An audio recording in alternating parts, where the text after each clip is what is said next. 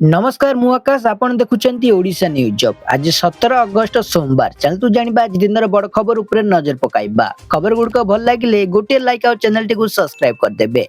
प्रथम खबर मास सारा वर्षा छाड़बनी लघुचाप बंगोपसागर और संलग्न ओडिशा एवं पश्चिमबंग उपकूल में अगस्ट मासर तृतीय लघुचाप सृष्टि होइछि। यार प्रभाव उत्तर ओडिशा रे प्रबल रु अति प्रबल वर्षा हेबो। आसंता 24 घंटे रे लघुचाप आहुरी बळुआ होई अवपात रूप नेबो बोली पाणीपाग विभाग पूर्वानुमान करिछि। परवर्ती अपडेट नवीन को अपमान करी फसिले सुलता थाना रे हेला अभियोग। बीजेडी राज्यसभा सांसद सुलता देव को नहीं पुणी एक अभियोग आसीचे।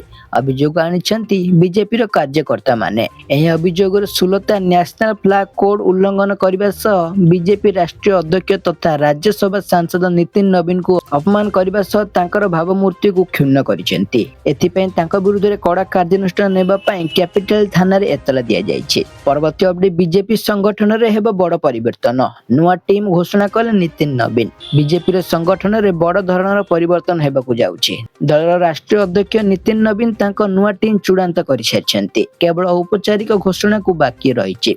कुहा जायछि कि सप्ताहक भितर नुआ टीम घोषणा होई पारे। परवर्ती अपडेट जनगण मन गीत को हटाइबाकू कहले मुकेश खान। बीआर चोप्रा प्रसिद्ध धारावाहिक महाभारतर भीष्म पितामह तथा शक्तिमान भूमिकार अभिनय कई प्रशंसा साउंटिथिबा मुकेश खान पुणी थे रहिचंती चर्चा रे। देशर जातीय संगीत को नहीं देइछंती विस्फोरक बयान। जनगण को हटाइबाकू से दाबी करिसेंती। मुकेश खान को एही बयान को नहीं आपनक मत कोन कमेंट माध्यम रे जणांतु।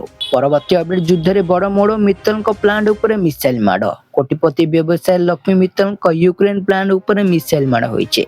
ए आक्रमण रूसिया करिछे जेउथरे दुईटी प्लांट कर्मचारी मृत्यु होइतिबा बेले 10 रु अधिक आहत होइचंते।